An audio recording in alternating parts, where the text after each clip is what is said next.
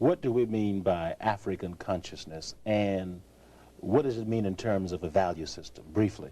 Well, of course, African consciousness would grow out of an intimate knowledge, familiarity with study of the cultural experience of African people.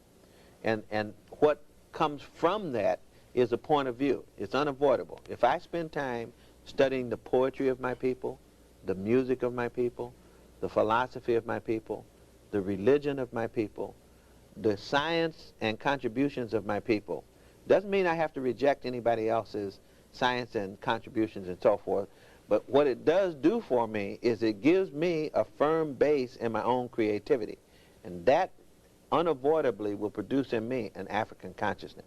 And that's very important. Now, African consciousness is the ethnicity of African people. And there are characteristic values, and I think those are summed up in many ways in some of the work that has been done on the Nguza Saba, you know, and the seven principles. Sometimes we see associated with Kwanzaa. We're a collective people, for example. We take care of each other. I mean, there are typical cultural traits that people have identified with African people for long periods of time that grow out of our southern cradle environment in the African continent.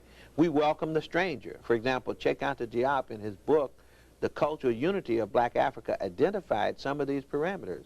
The fear of the stranger is typical of the northern cradle. The love of the stranger is typical of the southern cradle. The northern cradle being the European, the southern cradle being the African. The Africans always welcome strangers. You know, you could go to Africa, leave your bag, come back 2 years later. If you left books there, they present you with your books when you came back. You know, that is actually an example that comes from the book, The Strong Brown God, by de Grammont, who talks about this explorer, Clapperton, and that actually happened to him, where he had left some things and came back 2 years later, and his things were presented to him. That's how welcome he was made to feel. So there are many values. I can't go into all of them, but this business of a people using the study of history to reclaim its mind, its consciousness. How unique an undertaking is that, and how do we know it will work?